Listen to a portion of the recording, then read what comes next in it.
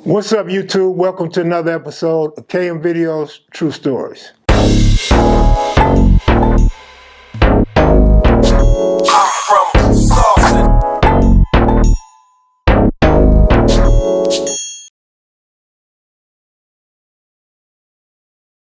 Today's story takes place at the house, 5506 South Eileen.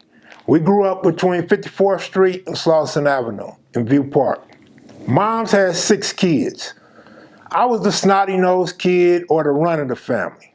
And me and my brother, right above me, we had the same father. So we would always go to my father's side of the family on holidays and special occasions. So we grew up tight. Bro is 3.5 years older than me. We did everything together. We seemed to be the most loved kids in the family. When he had friends from elementary school and junior high school, I would run with him and his friends as much as I could. We would go over to his friend's house. He had a friend named Rod Singleton, Michael Johnson, Ed Chateau, and then he had Boo, Squally D's little brother. And he has this friend, Michael Peters, on the other side of Slauson that went by the moniker Mad Mike. So now he becomes Mad Mont. There came a point where he was becoming a bad influence. Me being a kid, I would tell where he at, who he's with, and he didn't like that shit. So he didn't want me hanging with him no more. He gets mad all the time. I mean, he's mad for no fucking reason. And we would just go to all these places, man, and me being younger, I'm just peeping game and trying to be grown and learn whatever game bro learned. I always wanted to be like him, but I wanted to be smoother. I wanted to be better than him at everything. And bro and I was very competitive. And so I remember he had this Rock'em Sock'em robot game. And he would always want me to play with him. And he would beat me. And he would brag, he would laugh. But then I started beating him. And I would laugh and he'd get mad. Now he don't want to play the game no more. So we make the room into a football field. He places tape across the carpet like the yard lines in the NFL game. He's bigger than me, so he would bully me over. And he actually played Pop Warner football, so he's taking advantage of me. But my go-to was always going to be baseball. So we turned the room into a baseball field. We playing baseball with little rackets, then we start using our hands like this. And we would play with 2 socks. You ball them up, and you put tape around the socks. That's the ball. We had a home run tape up for the home run. We made little bases on the carpet. And I would always beat him. He'd get mad. And then we had these 2 large bunk beds. He slept on the bottom, I slept on the top. Who knew we would have cots like that in prison someday? It's almost like he was being prepped for prison way back then because he didn't want me stepping on his bed, sitting on his bed, and he didn't want me eating on my bed. I couldn't eat snacks, I couldn't chew no ice, I couldn't do nothing up there that made any type of noise. Shut up! Dude would just go crazy, man. He was always acting crazy whenever I outdid him in anything or whenever there was noise in the house.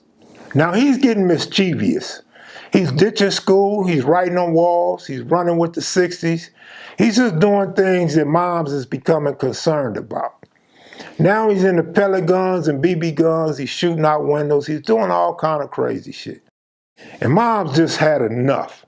So mom called Pops, and Pops comes and scoop him up, take him back to the East Side Low Bottoms in 1978. So bro is gone out the house, all my older siblings are gone, I'm at home by myself now.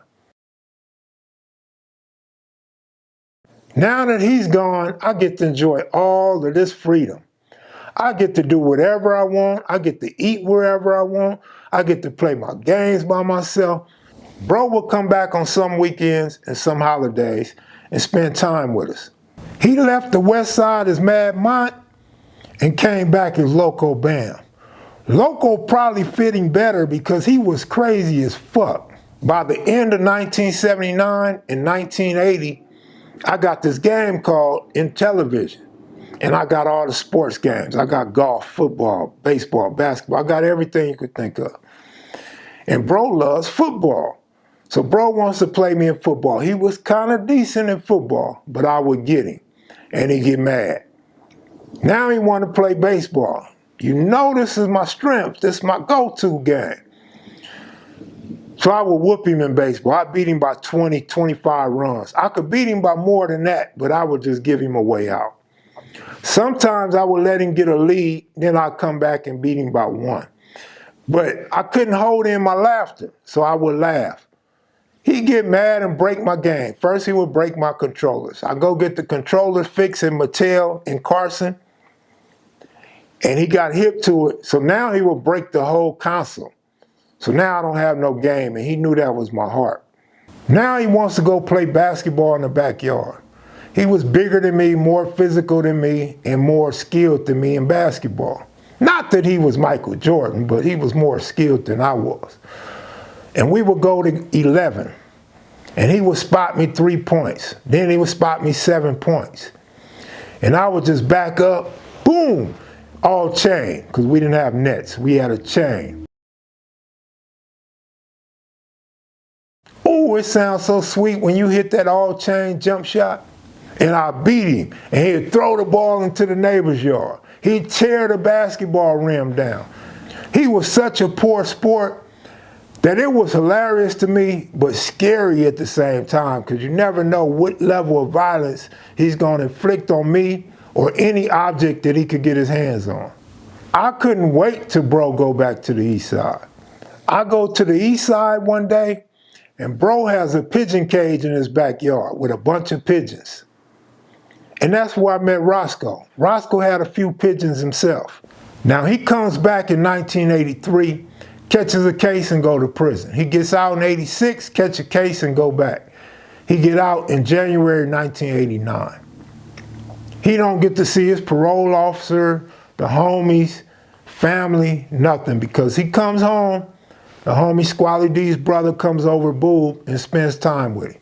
Boob brings a female, so it's Boob, a female, and my brother. While he was gone, my nephew burned down our garage.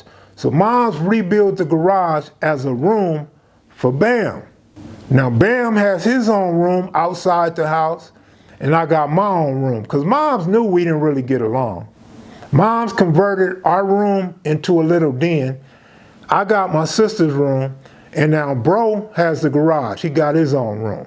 So we're not even gonna be close to each other, because Moms knew we didn't really get along like that. The only time we got along is when we went to visit him. Whenever we went to visit him, it was all good. You'd think we was best friends. We went to visit him everywhere he went. YTS, Chino, Camp Fenner, Soledad, wherever he went, we went. So in 1989, when he paroles, he hangs out in the back in his room with the homie Squally D's little brother, Boob, and a female that Boob brought over. So it's a female, Boob, and my brother, and they hanging out in the back. I'm in the house minding my own business. Mom's in the house minding her own business, giving him his space. I don't even think he had lunch or dinner. He would come in the house every now and then, smiling, happy. He's all large and shit. He got big old arms, big old chest. He got these long braids. Bro is really looking like that OG Crip back in those days. So it gets late, and Moms wants to check on bro and say goodnight and all that old good stuff. So she's peeping that I'm not out there with him. So she asked me where he at. I don't know where he at. Boo, where he at? I don't know where he at. He just got in the car and left. He had this black IROC, like an 86 IROC or something like that. And he goes and jumps in the IROC and he takes off. Well, he never comes home. So Moms is worried. I'm like, man, he's fresh out. He probably went and got some ass, probably went and got a room. You know, he don't have to check in with you or me or nobody else. He a grown man, let him do his thing. So Mom agrees. The next morning, she's waiting on him to come home, and he don't come home. The next day, parole officer wants to know, where's my brother at? And Moms don't have no explanation. So Mom starts calling around to the different jails, no cigar. Different hospitals, no cigar. So all this goes on for a whole week. Mom's is hurt. You could just see her demeanor, her expression. She's not being herself. She's so worried and stressed out about my brother, man, it's crazy. So after a week go by, Moms gets this bright idea. I'm gonna call all the impound yards. So she calls this impound yard for 77 and no cigar. So she calls Swanee and McDonald impound for Southwest Police Department. And boom, they got his car. So Mom's like, all right, I'm gonna come down and get the car. So Moms tell me to ride with her to pick up his car. So we go to the impound yard near downtown LA in the 20s.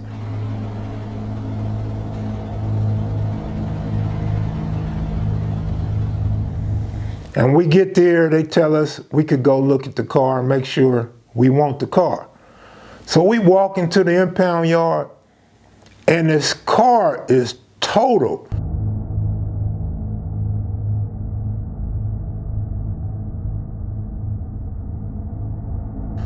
It's a disaster. And Moms just start screaming and crying. I've never seen my mama scream before. The only time I've seen her cry is when her mama died in 1975. I don't know what to do, but I know I gotta console my mother, so I'm hugging her. I'm like, Mom, it's all right, Mom, it's all right. She's not really letting me hug her. She's just going ballistic. And I really don't know what to do. This is Moms. This is the queen of the family. This is the one that takes care of everybody and know what to do in every situation. So I continue to try to console her, and she just keeps on crying. Now she's screaming, he's dead, my baby's dead. And I really don't feel that emotion because he'd been gone so long. He basically been gone 6 years and we didn't get along. Then you take the years that he was on the east side. So you're talking about another 5 or 6 years. I didn't grow up with dude like that when you really think about it. So I'm not really feeling like Moms is feeling. I'm feeling bad for her. Now Moms is just standing by the cars like she feels some spiritual connection, like this is the only thing she got left of him. And she don't want to leave.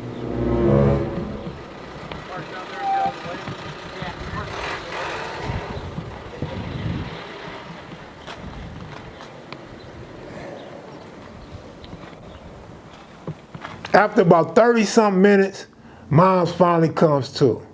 And she say, I want to see his body. I gotta go identify his body. So the impound yard is telling us that he's dead and they don't know who took the body. So Moms is irate. She's going crazy. What do you mean you don't know what you did with my baby? How do you just take somebody's car and body and don't know where it went? The car had been involved in a high-speed accident on Crenshaw and 39th.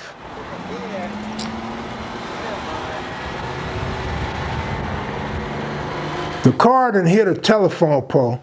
The pole, you can see the pole indent in the car.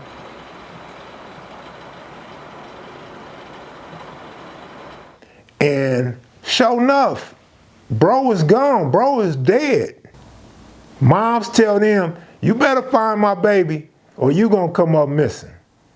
I'm like, whoa, Mom still got it. Like Moms is with the bullshit, but I'm like, all this over him? Like I don't wanna lose Moms too. We just lost bro, I can't lose Moms. So we get in the car and we go home. Moms is still scratching her head and making phone calls, and we go back down to Swanee McDonald. And she say, let me see a supervisor, somebody, because y'all gonna tell me where my motherfucking baby is. And they find out the UCLA Medical Center transported the body. So we shoot up the UCLA campus. We go to the hospital and we ask for my bro. They like, he not here. Mom's like, what do you mean he's not here? Y'all took his body, where's he at? They like, he's not here. And they say, we have a bunch of John Does up in here, like seven or eight John Does up in there. Mom say, my son ain't John Doe. They say, well, that's all we got is John Doe's. So mom say, well, let me see the John Doe's. So they walk us up into the hospital and they take us in this hospital room. And it's a bunch of beds. It's like, this shit is like a morgue. Like all these people up in this room, compacted in a small hospital room, like you could just feel the death. People in body casts and shit, and they got these little wristbands with John Doe on them. So moms look, I don't see him. And we see this body, light-skinned dude. And mom say, maybe this is him. And we look, John Doe. She like, where my baby at? He's all wrapped up like a mummy. This nigga you can't see his face. He's all wrapped up. He's not moving. He got legs up in the air and shit. Like, this is some unreal shit, some shit you only see on TV, unless you work in the hospital. Mom tells the doctor, he don't look dead to me. You got him all bandaged up and laid up in the bed with a wristband on him. They said, no, he's been in a coma for a week. So mom's is at ease because bro is living, but he's not gonna make it.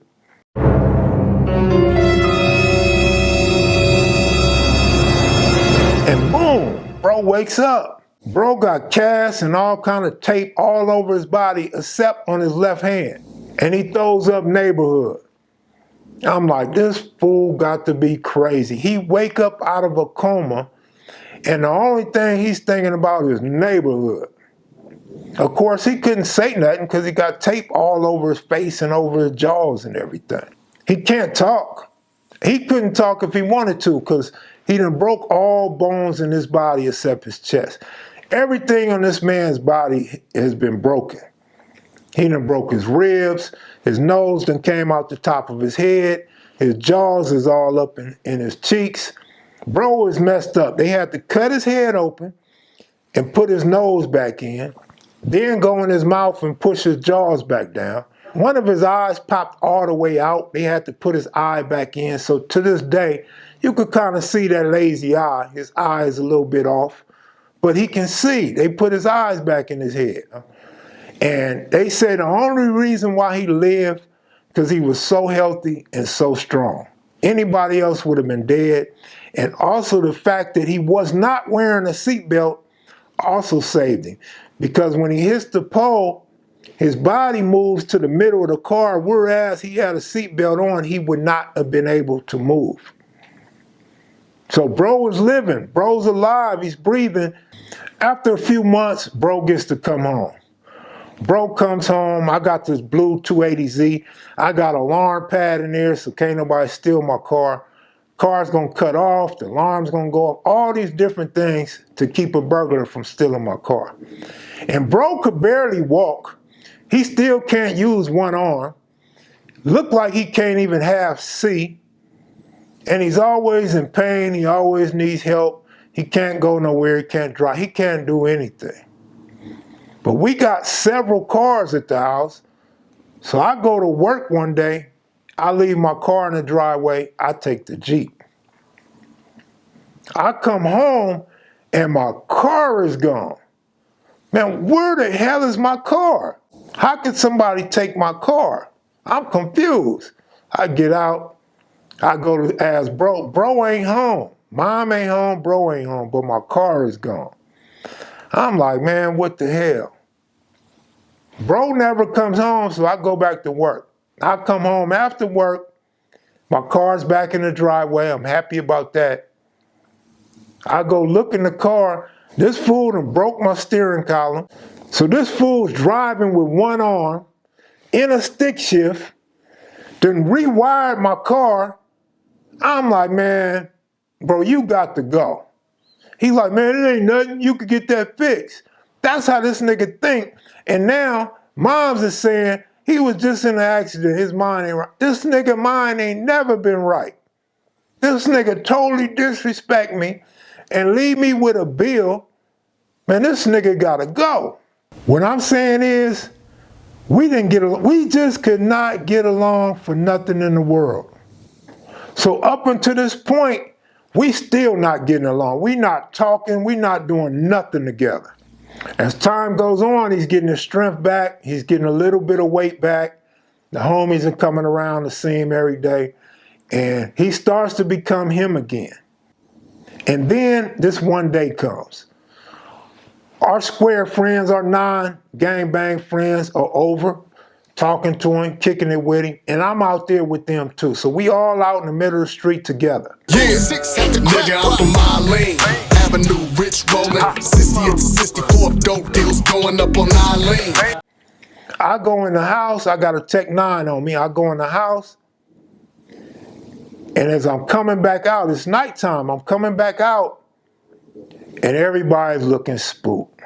Like I always got these spooky look stories, right? But everybody's looking spooked, especially bro. I can't tell if it's the crooked eye or this nigga's in shock again. I don't know what's going on. So I'm like, what's up? They tell me some bloods just came off 54th, went down the street and said, you crabs better go in the house. Y'all better not be out here when we come back. So I'm like, wow, that's crazy. Like our street really didn't have that much drama. And I tell bro, let's go. So I jump in the passenger seat of his red Wrangler Jeep. He jumps in the driver's side and we take off after him. We speeding down the street trying to get him. Bust a right damn near on 2 wheels. We shoot down the hill chasing him. We can't find him. Not only was this their lucky day, this is the day that me and bro became cool again. Me and bro are kicking it again now. And he's in my corner. I had a few incidents. Bro was right there. He's in my corner. Today's message, drive safely. And that's it for today's story. If you're not a subscriber, please hit the subscribe button. If you're a regular, you already know what to do. Hit the like button, leave a comment. I'm out of here. Salute.